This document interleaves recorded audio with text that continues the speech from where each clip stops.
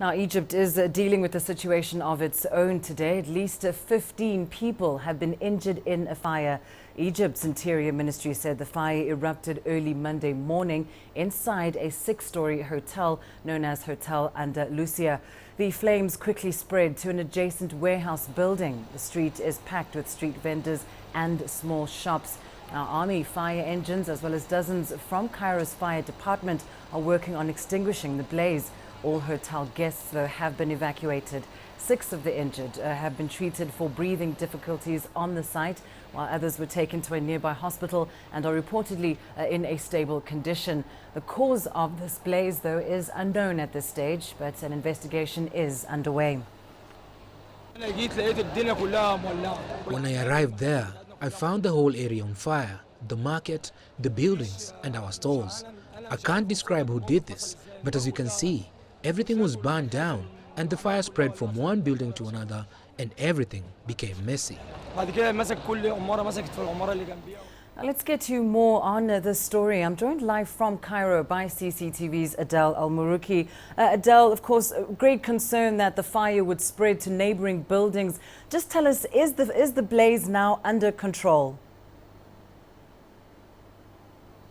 Well, it seems that the spread is under control, yet they are still trying to permanently cool down the buildings and therefore prevent the re-emerging of any fire once again. The problem, as you said, is with the warehouse. It has tons of plastics, of leather products and paint, which is extremely flammable. And whenever they, the civil defense forces and the firefighters start to finally put the fire down and they move on to other buildings to the rescue there, flames start once again in this warehouse. This is what is the most concern up till now. We're talking about 9 to 10 hours of continuous attempts to control the fire over the area. At least it is not spreading, and that's a positive side according to the chief of the Civil Defense Authority in Egypt. But they are still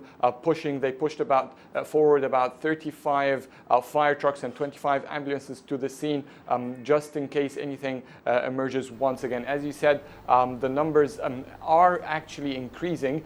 So we have the latest official report from the chief of the ambulance authority says that at least 74 have been injured, most of them, half of them, from burns, and most of the rest from suffocations because of the smokes. At least half of them have been given first aid and were fine afterwards at the scene, and then the rest have moved to neighboring hospitals. Adel, while we have you with us, let's talk briefly about another incident coming out of Cairo. We know that, of course, it has left police and security officials rather shaken. 8 police officers killed in an ambush on Sunday morning. What's the latest on that?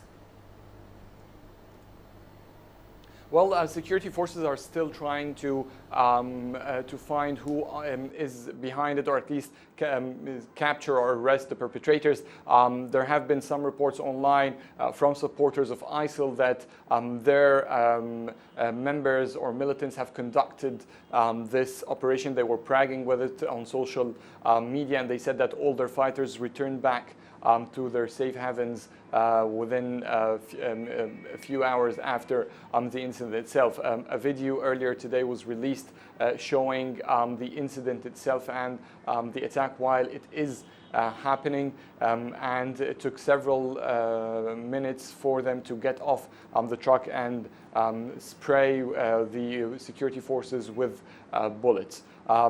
Egypt is mourning the police victims, and the Interior Ministry is vowing to seek vengeance for those who have died for the sake of their country. But it seems, from what we're hearing from social media, is that the militants have already taken shelter. It's not clear whether they're still inside the country or they managed to escape through the borders. All right, we'll leave it there. Thanks very much for those updates. Adel Al-Marouki live for us there in Cairo.